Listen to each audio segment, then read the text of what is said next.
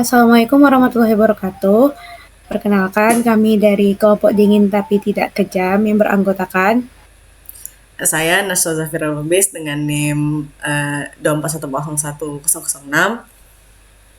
Saya Dewi Fortuna Halim dengan NIM 2414011066. saya Pucit Kunita Putri Azizul dengan NIM 2414011105. Saya Fama Imtiaz dengan NIM 2414011135. Di sini kami akan mempresentasikan tugas akhir KCB kami yang bertema Sistem Uji Kelayakan Penerima Beasiswa. Jadi yang pertama itu karena kami memakai Fuzzy Logic, jadi kami menginstal Fuzzy Logic-nya. Lalu kami menggunakan library Pandas karena kami mengambil dataset untuk tugas kami. Lalu di sini kami ngedeklarasikan kalau dia IPK rendah itu dari berapa sampai berapa, cukup itu berapa sampai berapa, tinggi itu berapa sampai berapa. Seperti kalau rendah dia 0 sampai 2,5, kalau cukup 2,8 sampai 3,2. Kalau misalnya tinggi dia sampai 4. Nah, begitu juga untuk pendapatan. Dia di sini di set untuk angka jutaan itu cuman angka depannya aja. Jadi kalau misalnya 1 juta 1, 2 juta 2, sampai 10 juta. Baru tanggungan. Nah, baru tuh yang bawah ini ada kelayakan. Jadi dia akan menguji kelayakan dari data yang kita input nanti, dia itu sangat rendah, tinggi, atau sangat tinggi. Nah, selanjutnya, ini merupakan bagian untuk mendefinisikan aturan fuzzy untuk menilai kelayakan.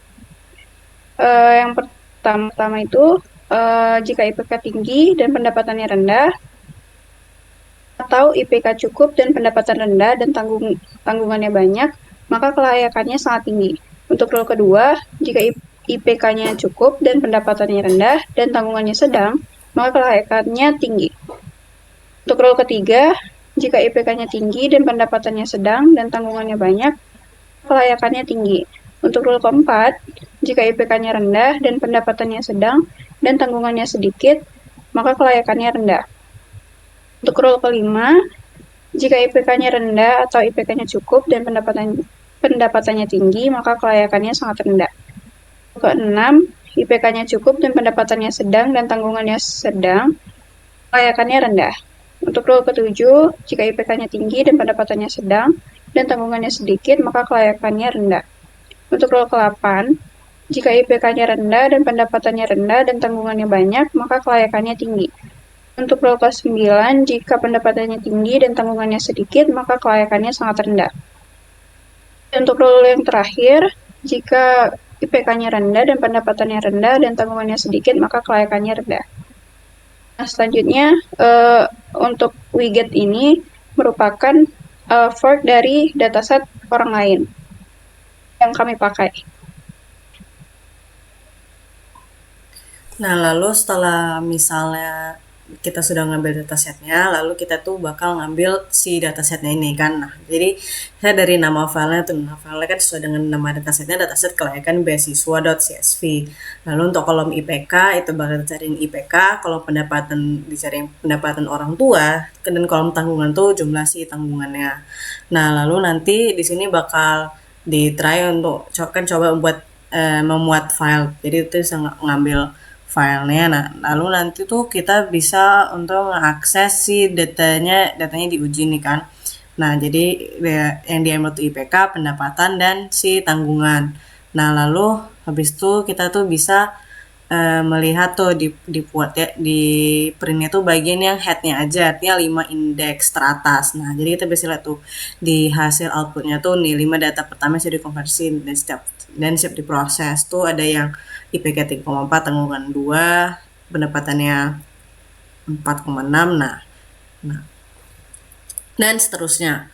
Nah, lalu habis itu di sel berikutnya kita tuh bisa untuk kita analisa nih untuk statistik data inputan dari filenya tuh distribusinya tuh gimana gitu. Makanya kita pakai PLT untuk pembuatan grafik distribusinya. Nah, bisa kita lihat distribusi IPK-nya itu paling tinggi di bagian antara 3 dan 3,25 di setiap pendapatan orang tua dalam bentuk juta nih. Lalu ada distribusi tanggungan. Nah, Baik, selanjutnya ketika sudah kita dapatkan tabel distribusinya itu bagaimana untuk IPK, pendapatan dan tanggungan, di sel berikutnya itu kita olah datanya itu supaya kita dapat skor kelayakannya itu berapa dan keputusan fazinya itu berapa. Nah, di codingan nampak bahwasanya dengan kita tahu IPK, pendapatan dan tanggungan dan kita kombinasikan dengan rules-nya, kita dapat menghasilkan skor. Nah, skornya ini kita bisa lihat kalau misalnya dia tidak termasuk dalam skornya, maka dia termasuk none atau invalid. Nah, kalau skornya itu di atas atau sama dengan 85, maka orang tersebut itu masuk ke kategori sangat layak. Kalau di atas 65 atau sama dengan 65, maka dia masuk ke kategori layak.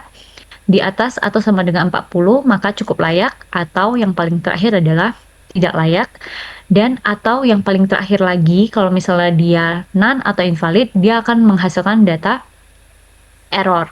Nah, di sini dari 2000 data, dari dataset yang kita pakai, kita bisa lihat bahwasanya keputusan fazi untuk dari 2000 itu yang tidak layak itu ada 553 orang, cukup layak itu ada 542 orang, error itu ada 375 orang, layak itu ada 293 orang, dan sangat layak itu 237 orang.